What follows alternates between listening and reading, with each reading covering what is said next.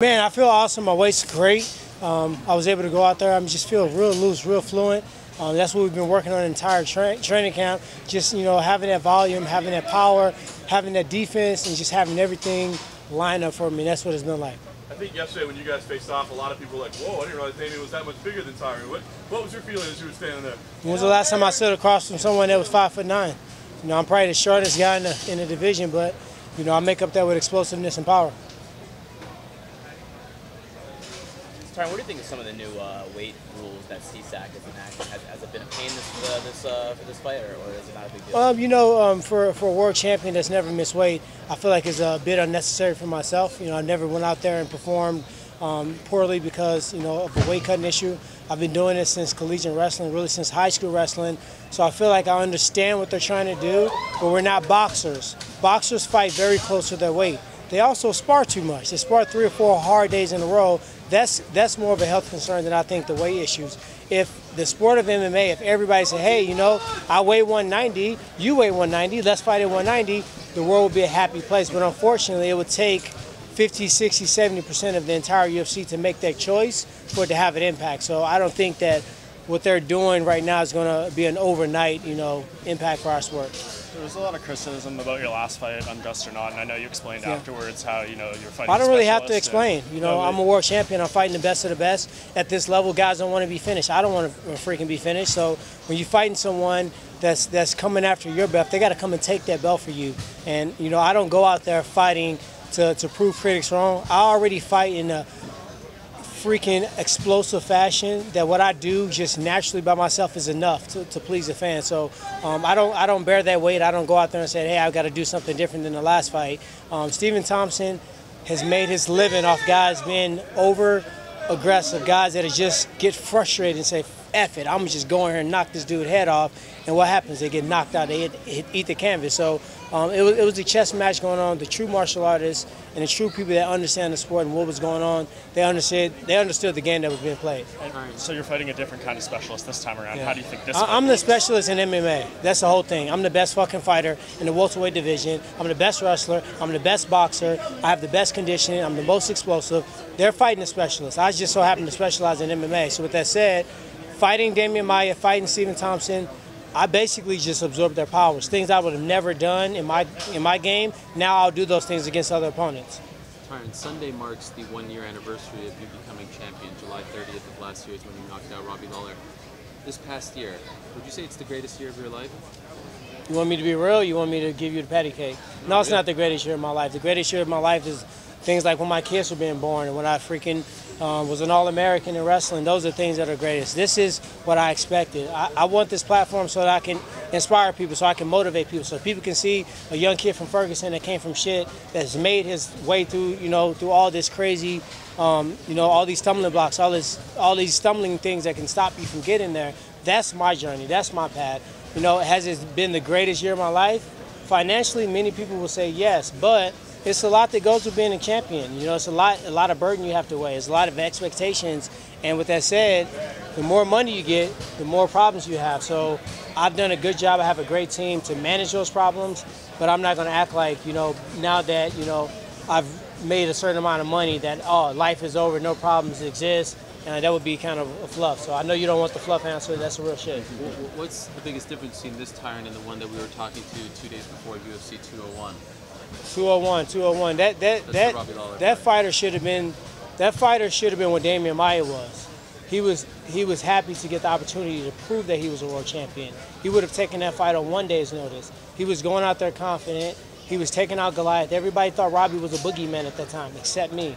I can look in someone's eyes and I can tell you what type of fight it's going to be at the weigh-ins. I went out there on a mission. I silenced the whole world. If you would have saw how many people in Atlanta arena were completely, they were at awe. They didn't even know what the fuck just happened. So with that said, this is a Tyron that's now I'm just showing you guys a little bit more.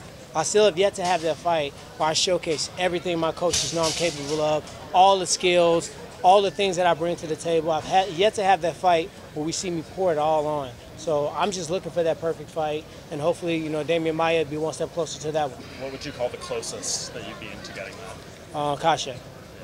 I came out, I was punching the combination, I envisioned me knocking him out and standing over him moments before I walked out. I remember, I was sitting there, I was praying. My biggest fear of fighting is underachieving. It's not the opponent. I've been in street fights my whole life. It's not the fact that somebody's trying to hurt me. In this case, what's the worst that can happen to me? Somebody can control me. Somebody can take me down, possibly submit me. He's not going to hurt me. He's not going to knock me out. I'm not going to die in this octagon on Saturday. So with that said, the pressure is on me competing, me showing what I'm capable of, me not holding back. And I was praying in that locker room, and then I feel like God kind of showed me standing over him and in victory, and me knocking him out, and me just walking off. And what happened in that fight, Right when I had that, that vision in my mind, I heard Bird scream, "We rolling." And then I walked out, and I told my coach, I looked over at Dean, and I said, I'm about to knock him out, and it's not going to be long. So you'll need all those bottles of water in the deal. This is going to be a quick night. And he looked at me, and I knocked him out and said, Tyron, I've never been around somebody that has so many, prophetic things that happen in their life. Did you check in on how that meeting went with GSP's people after the presser? I'm good on that. I'm good on that. I'm focusing on Damian Maia. Yes.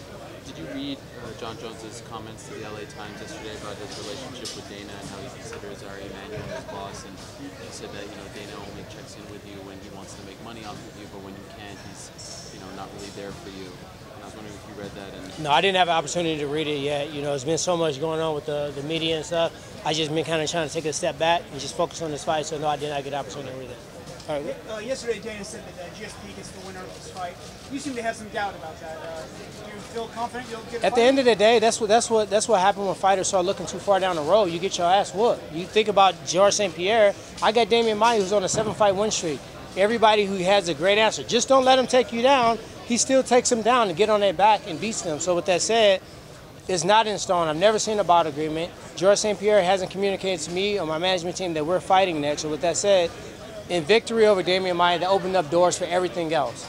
In defeat, there's no Georges St. Pierre, there's no Nick Diaz, there's no other fight after that. So for all you guys, I really don't want to talk about George. George knows where the fuck I'm at. If he wanted to fight me, Damian Maia would have never been in this spot. It would have been me and George. So I think he's playing games. He was on a podcast earlier this week talking to Bisping about fighting Bisping. So let me focus on Damian Maia. Let's give him the respect that he deserves. He's a world-class fighter. Though the fans don't appreciate jiu-jitsu, even though it's built the UFC, I respect jiu-jitsu. I respect what he brings to the table. I don't want to talk about Conor, Floyd, or fucking Georges St. Pierre. I'm just being real. Do you think in a lot of ways he's the tougher challenger than Georges St. Pierre, Damian Maia is? What's the next question?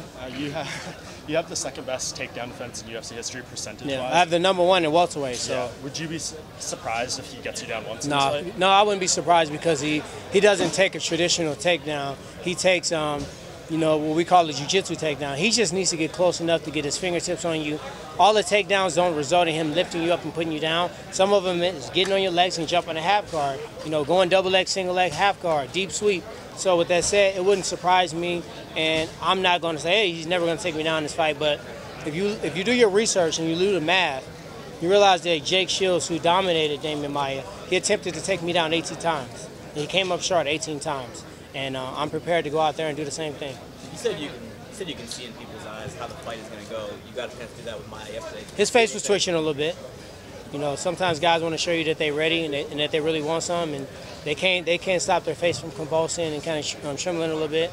This is his shot, man. He said one thing, an embedded thing that really struck a nerve to me. He said, what better way to go out? When you start talking about going out and you fighting me, I'm the guy that's retired a lot of fighters. You look at Jay Heron, you look at Andre Galval. Those are guys that didn't fight again after they fought me. So when you're going into this fight thinking that this is going to be the crown on top of your career, I'm the wrong guy. I'm never giving you access to that. I'm not going to let you get 20 wins against me. So I think he's going to come out hard, especially in the opening rounds. I think that's where not a lot of sweat's going to be involved. He's going to try to get on me quickly. He's going to make it really claustrophobic, very similar to what he did with John Fitch. But at the end of the day, I've proven that I can do these 5 rounds, and I can do them like a champion. What did the face twitch mean to you? What do you think it meant? It means you're trying too hard. If you really mean it, if you're really about that life, you don't have to force it. I'm just calm. I'm relaxed. I don't have no beef against you. But when you look at me, I'm coming to try to knock you out on Saturday, and that's my game plan. Did you train at Rufus Sport for this? Yeah, I did. It wasn't a super long camp. So I had already been training a little bit in L.A., Wildcard Boxing, my homie Hino out here. And, I did 2 weeks in Rufus, 2 weeks in Florida. if I'm fighting a jiu-jitsu guy, it's stupid for me not to go to Florida with all these black belts and all the access. So I did that as well. So, I mean, I feel really confident in the preparation. But who will be your corner? Duke's here. Duke's here. He might be running a little late, So but who's he'll your be corner here. for this one? Is this My same corner as- from this one is Ben Askren, Duke Rufus, Eric Brown from Wild Card, Dean Thomas. Has Ben Askren been in your corner before? Yeah, Or is this the first yeah, time? he's been in the corner before. How about Eric? First time? No, this is Eric's third time. Third time? Yeah, third time. The two Wonder Boy fights and then this one. You said you hated preparing for Stephen Thompson in camp. Was this camp a little bit easier preparing for Damian Maia? It's not that I hate it. It's just it's not as fun. You know, fighting a guy like, you know, a freestyle fighter that's going to kind of do everything. You kind of get to show everything.